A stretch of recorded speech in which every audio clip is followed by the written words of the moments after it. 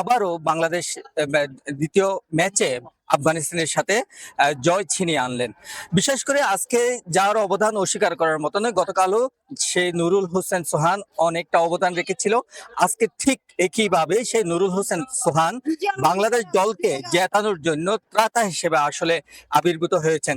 আসলে আমরা আজকে যেটা দেখতে পেয়েছি, বিশেষ করে এই সংযুক্ত আরব আমিরাতের শারজার মাঠে গতকাল যখন প্রথম ম্যাচটি অনুষ্ঠিত হয়, তখন এশিয়া কাপের যে হতাশা ছিল সেটার গ্লানি নিয়ে অনেক কিছু দর্শক মাত্র স্টেডিয়ামে উপস্থিত হয়েছিলেন। কিন্তু আজকে গতকালের ম্যাচ যখন জিতে যায়, আজকে হাজার হাজার মানুষ আশা নিয়ে স্টেডিয়ামে এসেছিলেন এবং তারা আশায় বুক বেঁধেছিলেন বাংলাদেশ আজকেও জিতবে, এবং বাংলাদেশের টাইগাররা সেই প্রতিশ্রুতি আজকেও রেখেছেন।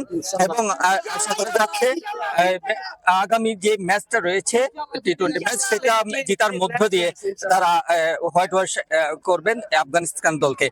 এক ম্যাচ হাতে রেখেই আফগানদের হারালো। প্রথমে ব্যাট করে আফগানিস্তান 147 রান করে, এরপর বাংলাদেশ খেলতে নেমে শুরুতে একটু ব্যাকফুটে থাকে, দ্রুত কয়েকটি উইকেট হারিয়ে ফেলে। তবে মিডল অর্ডারে গিয়ে দুর্দান্ত একটি ইনিংস খেলেছেন শামীম পাটোয়ারি এবং শেষ দিকে এসে নুরুল হাসান সোহান দুর্দান্ত ব্যাটিং করেছেন। তার দুর্দান্ত ক্যামিওতে শেষ পর্যন্ত বাংলাদেশ 2 উইকেট হাতে রেখেই জয় নিশ্চিত করে।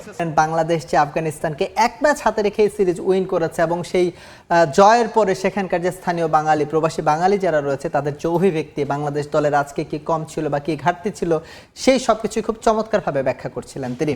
এবার যাব হচ্ছে পরের সংবাদে।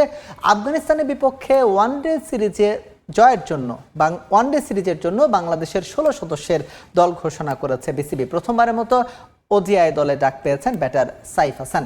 ইনজুরির কারণে আগেই দেশে ফিরেছেন লিটন দাস, বাদ পড়েছেন ওপেনার পারভেজ হোসেন ইমন। টি-20তে ধারাবাহিক পারফরমেন্সের কারণে ওয়ানডে দলে রাখা হয়েছে সাইফকে। 2 বছর পর ওয়ানডে দলের সুযোগ মিলেছে নুরুল হাসান সোহানেরও।